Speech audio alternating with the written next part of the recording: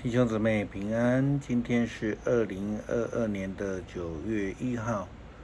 今天的经文是诗篇139篇第1节到第6节，第13节到第18节。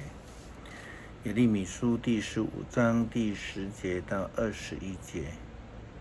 腓立比书第2章第25节到30节。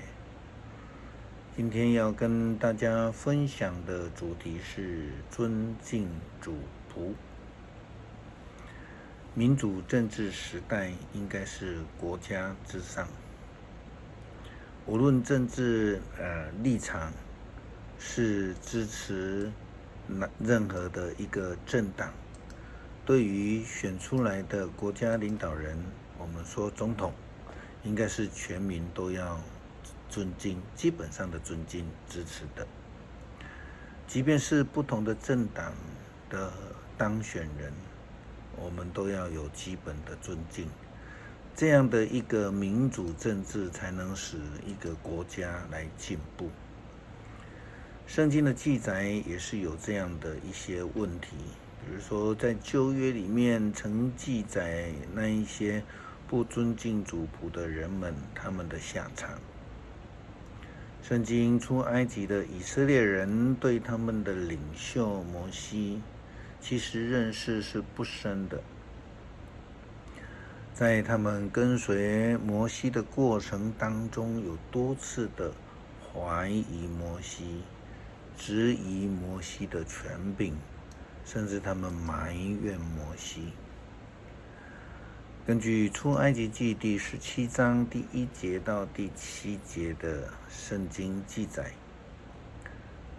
他们埋怨上帝的仆人关于水的事情，他们就是埋怨上帝。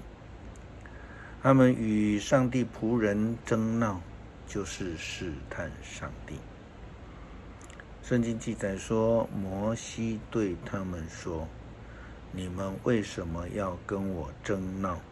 为什么要试探耶和华呢？旧约圣经里，以色列人也总是违背上帝的旨意，他们违抗、不尊敬上帝的仆人。今天的经文耶利米书也告诉我们，我好惨啊！我母亲为何生下我呢？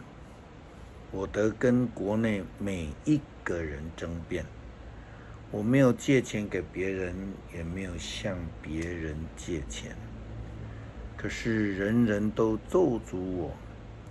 上主啊，要是我没有尽侍奉的职责，要是我没有在敌人遭遇困苦时替他们哀求，就让他们咒诅实现吧。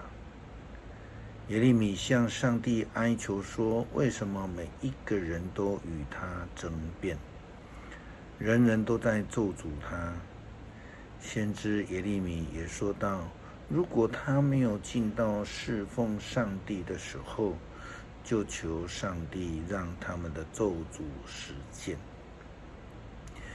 也就是说，上帝的仆人，上帝自己会管教。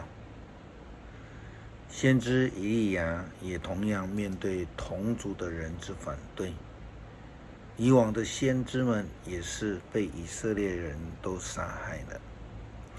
记载在民数记第12章，摩西的哥哥亚伦以及他们的姐姐米利暗，也曾经因为看不起摩西反抗摩西。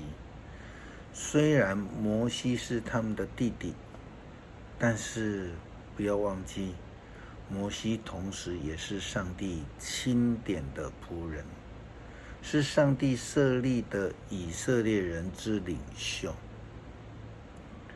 圣经特别记载了姐姐米利暗因为不尊敬上帝的仆人而所受到的惩罚。圣经说，上主说，你们听我说，你们当中有先知的时候，我在异象当中向他们启示我自己，在梦中向他们说话，可是我和我的仆人摩西说话却不一样。我派他管理我所有的子民以色列人，所以我和他面对面说话，清清楚楚，不用谜语。他甚至看见我的形象。你们怎么敢顶撞我的仆人摩西呢？上主向他们发怒，因此当他离去，云彩从圣幕上移开的时候，米利暗的皮肤突然长了麻风，变得像雪一样的白。亚伦看到他长了麻风，就对摩西说：“我主，请不要因为我们愚昧犯罪而使我们受这惩罚。不要让米利暗像出母胎就烂掉一半的死胎。”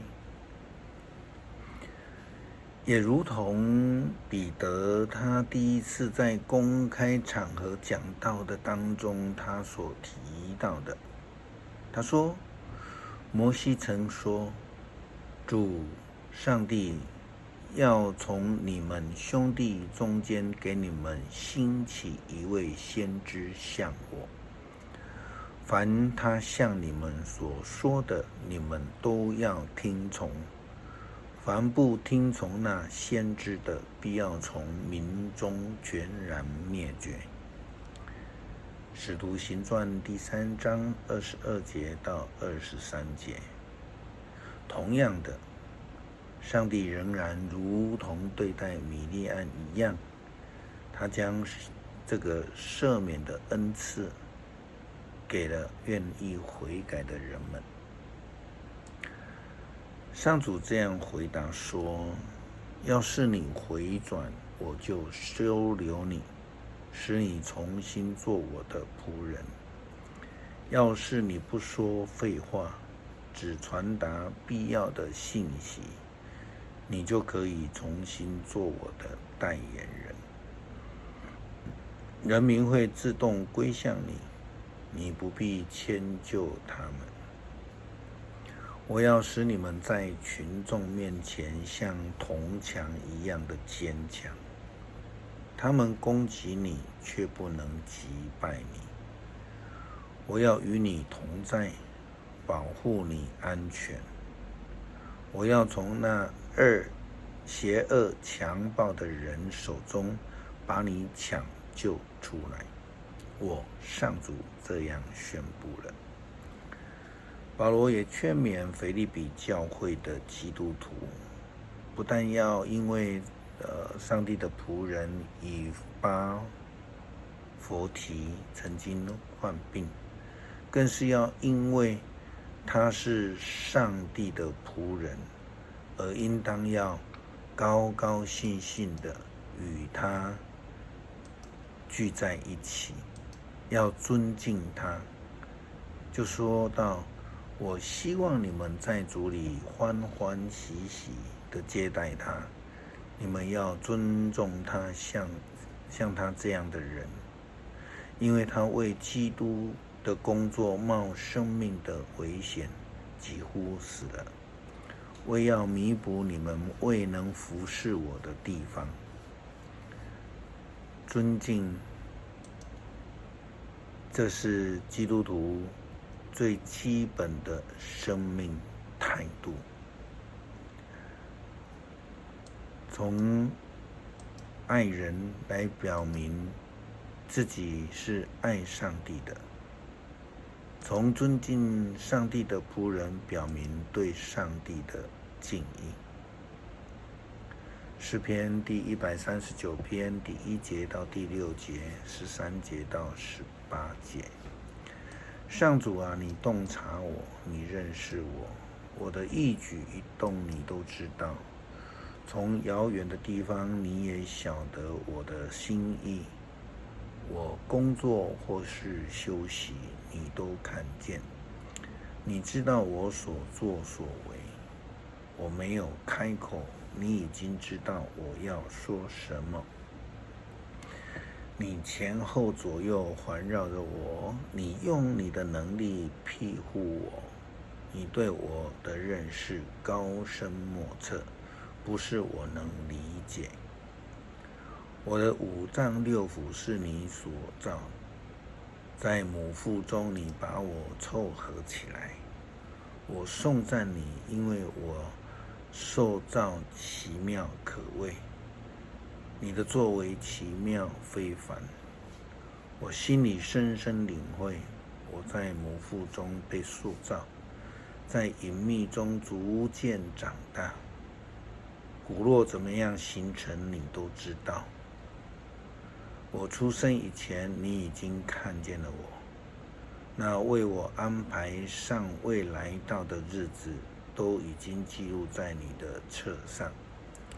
上帝啊，你的意念多么深奥，你的心思多么难以数算。我要是数算，比海沙还多。纵使数算到底，我仍然要跟你在一起。求主帮助我们明白，基督徒的爱是要从爱人、爱上帝的仆人为基础，来证明我们是爱上帝的。